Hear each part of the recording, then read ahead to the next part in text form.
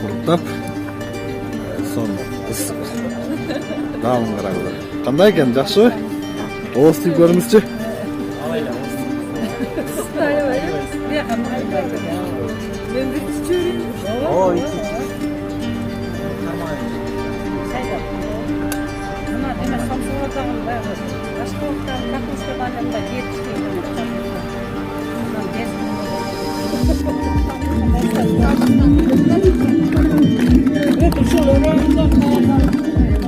Turgunlarına kança degen ağır gündörün bardığın başınızlardan ötközünüzdür.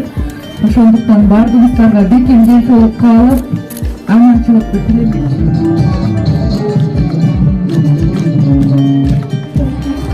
Okey, Maqsat ayının sporçuları menен Expo Universitetine gezdik. Görüşüp çıktık.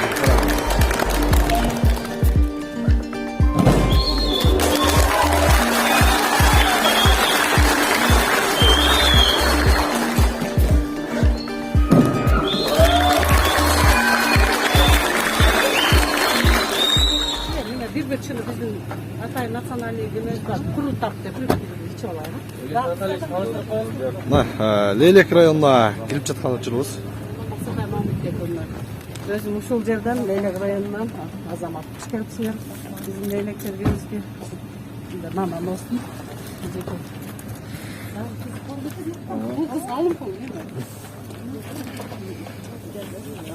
Бизден неме главврачка.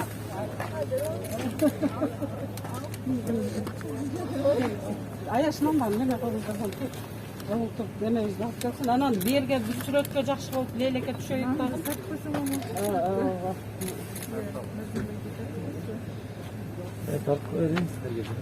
Чемпиондо лейлектери дал ушундай кирген дарбазанын жанынан ушундай жакшынакай ысык мамы менен гүл менен тосуп алып чыккан учуру.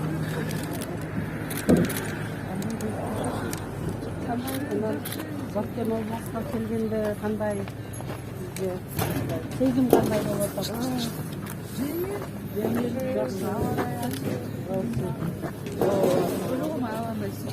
Sulu kızdan kelgende daymakçı bo'ladi. Naqaramızda alınsa bardı ısık mınalar. Bardı o'zimizdan dayatalgan. Guldarni mashinaga solib turaylik, Ergash. Sulu kızlar, sulu ballar. Bizde şu единственный Leylek rayonunda bayağı kurutap deydi. Anan Batkende kişine sakır salып içet, bizde sakır salbay içetti. Osol tamağızdan bir çını olsa yedirip anan alıp keteyli de. Sol yerden kütüp alaylı dedik. Cem koyarım ben.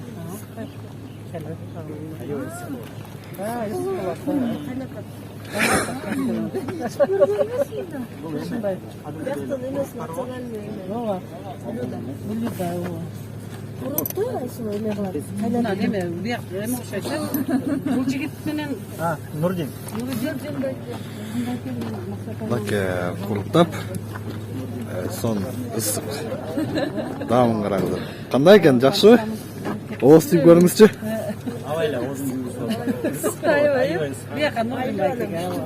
Ben bir çiçeğiymiş. İç. Bunu karmaya iç.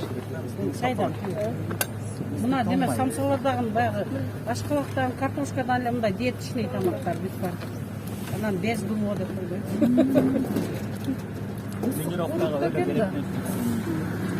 Tamam, son ne kadar? Mayda kopturuyorlar.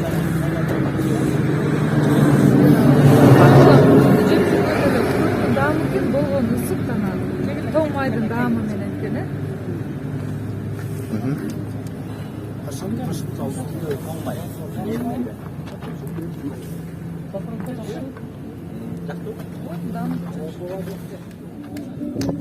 Урмактуу көрүүчүлөр, Мақсат айылына келдик. Leylekтердин эң алыскы Мақсат айылындабыз.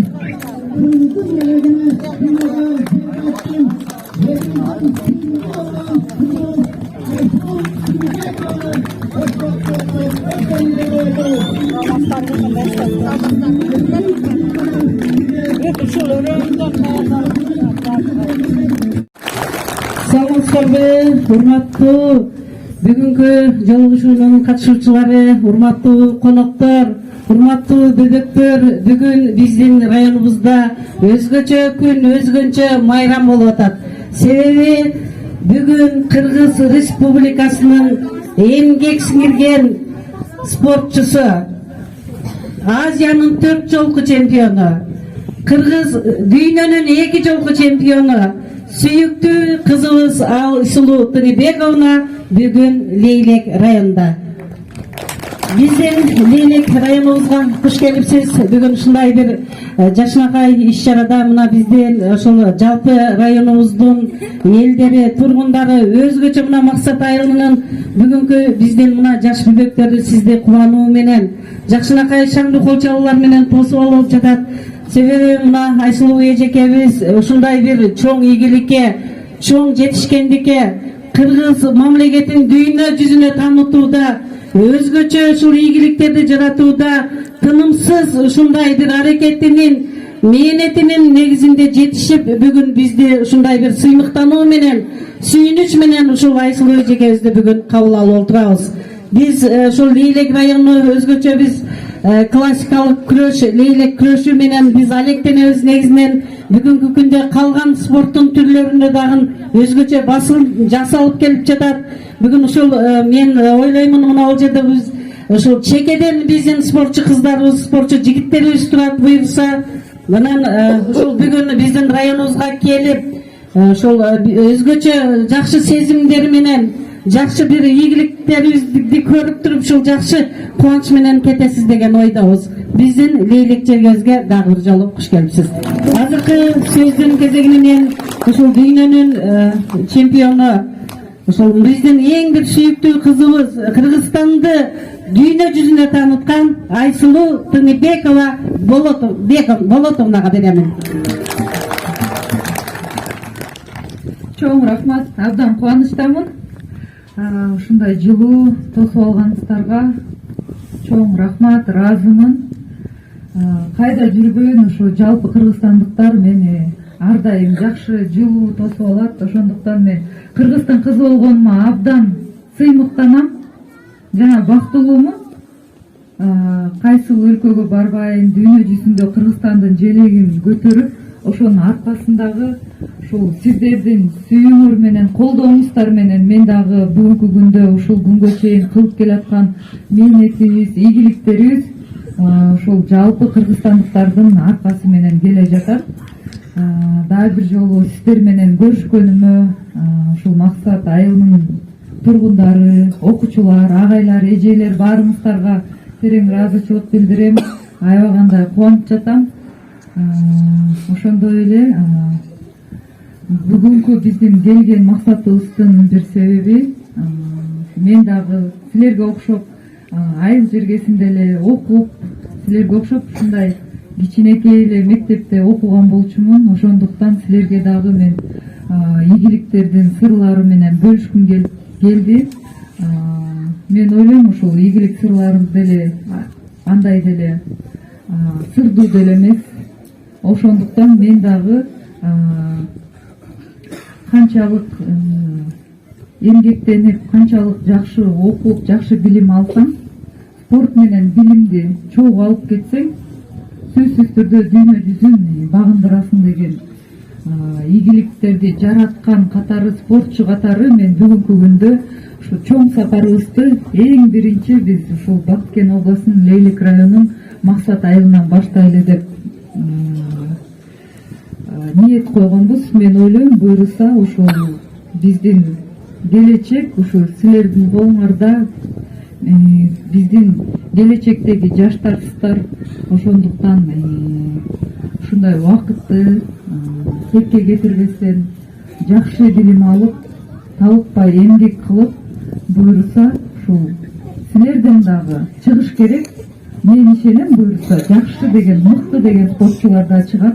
Буга чейин да чыгып келаткан.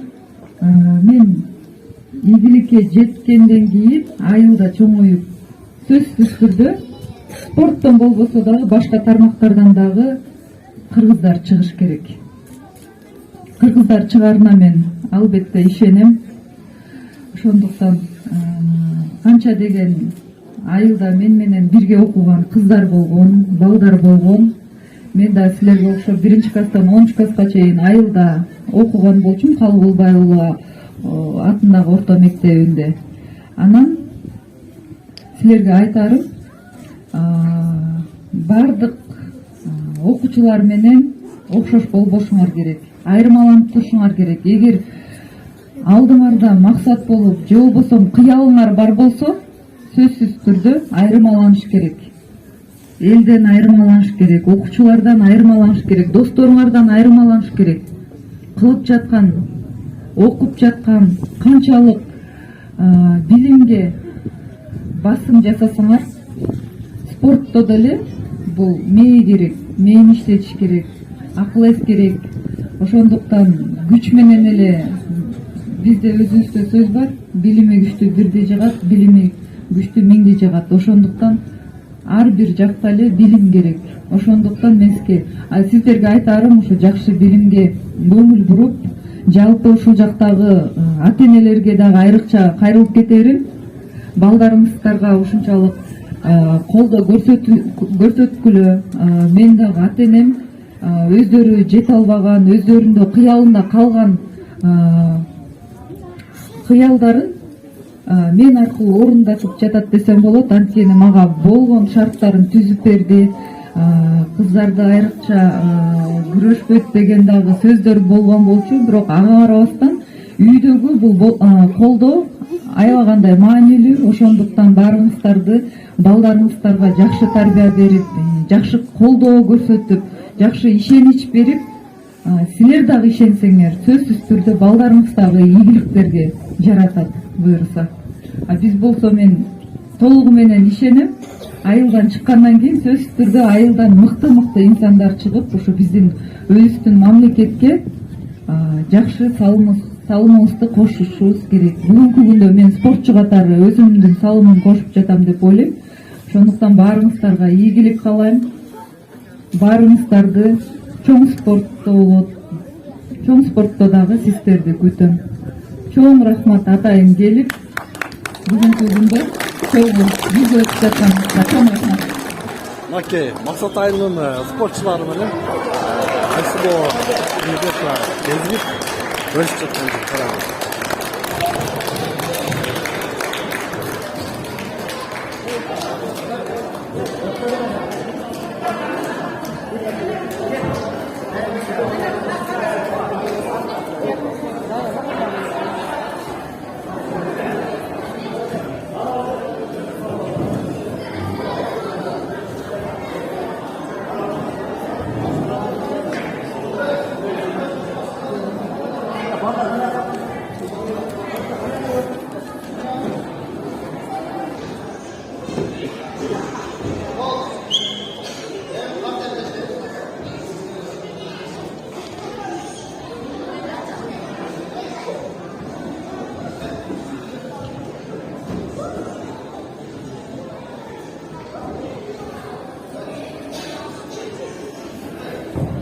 Максат айылынын спортчу кыздары караңыздар. Аябай сыймыктана турган кыздар. Келечекте кыргыздын жибегини Айсулуу Тыныбекова болуп, бүтүн дүйнө жүзүндө көтөрө турган мыкты кыздар десем жаңылышпайм.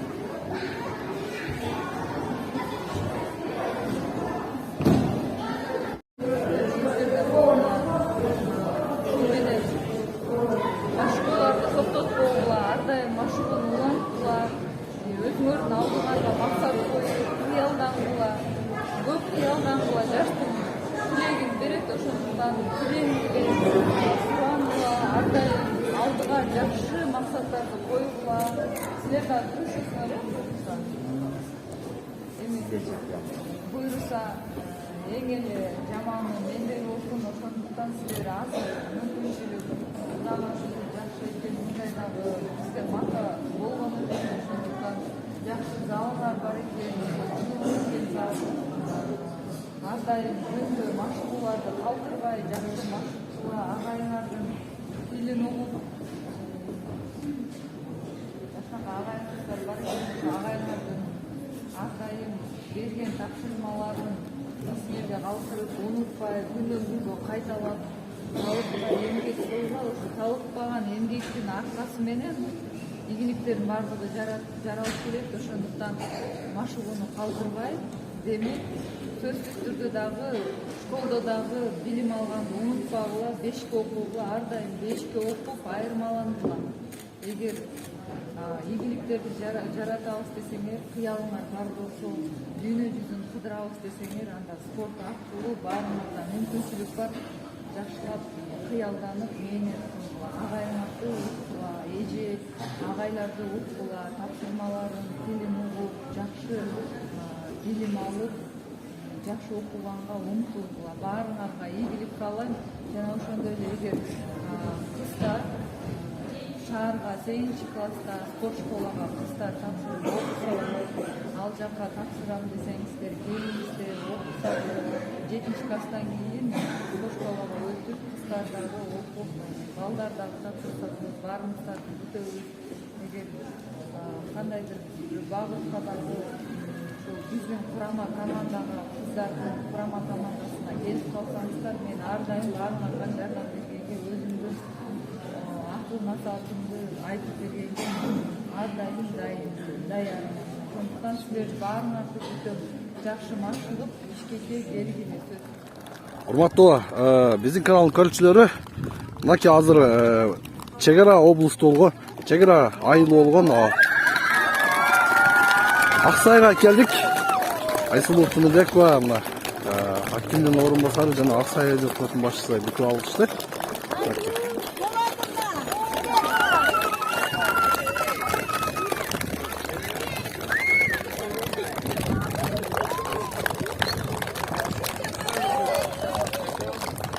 Электр ушундай жыпчыйма толо эл менен бүтүп алды эле. Азыр бул жерде өтө жакшы тосуп алышты.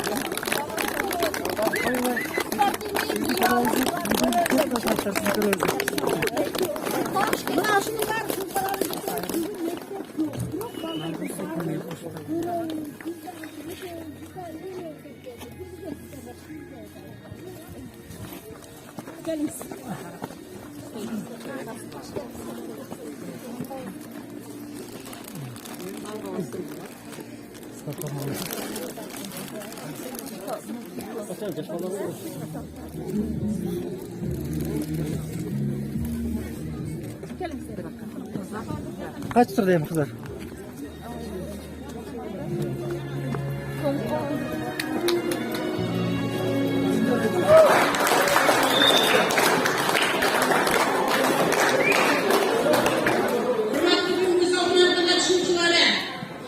Bugün bizim Bakken Oğlu'nun anın içinde Bakken rayonunu Japonya'daki Olimpiyata'nın gümüş medalının eğesi, Asya'nın 4 yolku şampiyonu, Kırgız elinin sıymıklı kızı, Kaynarsı'daki Kırgız elinin tuğsun büyük götürüp, bizge tolkun yaratıp, bizge kuvanışka sıymıktan, elbi yurttu, urmakka jana jegişte bölüp gele жатқан kızımız Aysulуу Болотовна Тыныбекова geldi. Hoş geldin.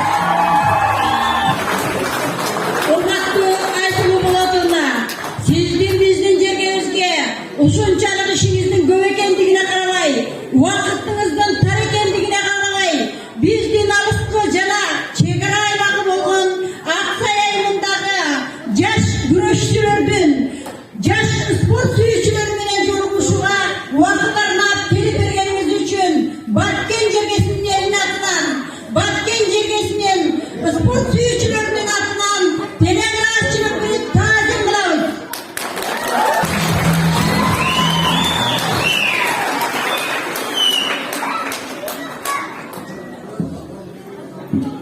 Çok rahmat. Sizlerle жолугушуп атканыма чын жүрөгүмөн сүйүнүп жатам. Кечээ эле ошо Америка курстарында жүрдүк эле, бүгүн көчөттүнө бул жакка учуп келип калдык. Дароо эле ал жактагы топтогон энергияны, маанайды топтоо, күчтөнүп алып чоң сапарыбызды ушул Баткен областынан баштайлы деп чечкен команда менен буюрса ушул оюбуз ишке ашып Баткен областынын тургундары менен жана ошондой эле бул жактагы эже агайлардын аркасы менен ушул иш-чаралар болуп жатат. Бүгүн болсо сиздер менен ушул Аксай айылынын тургундары менен өзгөчө ушул жаш спортчу кыздар менен балдар менен көрүшүп атканыма абдан кубанычтуу. Ыкмалар ошол ыкмалардын бир-экини көрсөтүп кетейин. Балким бир силер дагы кийин ошол ыкмаларды колдонуп буюрса мелдештерге чыкканда үйрөнүп алсаңыздар жакшы болот. Азыр ошол бутка киргенде, оң бутка, сол бутка киргенде, эки бутка киргенде бардыгыбыз эле билебиз. Бирок ошону кандай учурда жасаш керегин көрсөтүп берейин.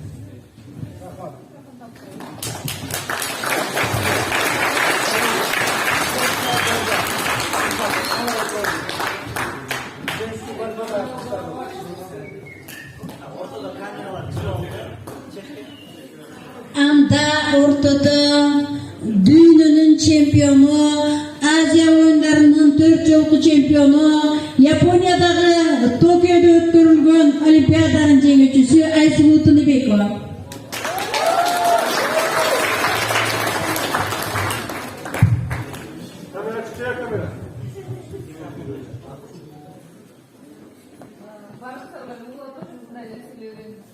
Менин өзүмдүн коронный прием деп коет, коронный прием болуш керек дедик. Бул коронный прием Балбан кыз Айсулуу Тыныбекова өзүнүн ыкмаларын Аксай элинин спортчуларына билекөсүнө көрсөтүп койууну туура көрдү.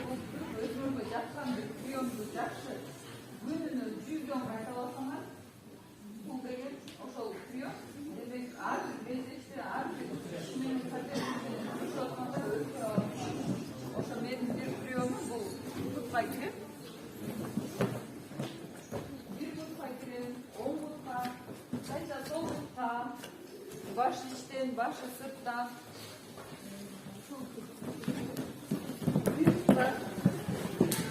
Böyle değil, içi tutma ölçüsü. Bu priyonların bazıları birbirine bayramışlar. O mutla gibi çok kaldı mı inşallah? Şu yerden alıp kaysaydı, çok geçen de balık, yol basın, şu ikinci mutla ölçü. Benimki de ne olsun, bu açı şekilde bakacağız ama benimki de ne olsun, bollanı ben tezbek yazar. O zaman sizler daha düşünün, artık gün sayı, ulan sayı tezbek yazarlandı. Onu da uçuyor, hareket uçuyor, demek yengeç uçuyor. Bunda bunda yakşı olan var. Benimki de ne olsun, artık direkt yazabilir.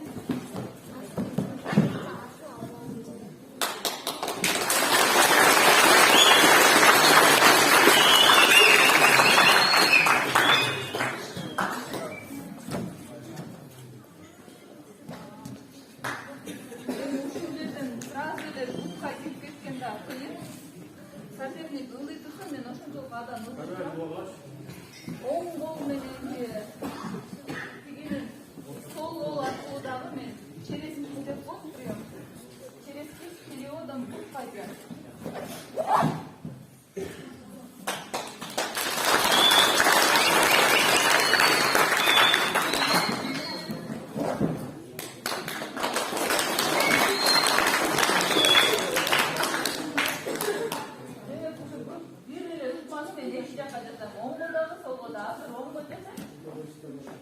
Ушул лючуга, ушул укманы солбода десем.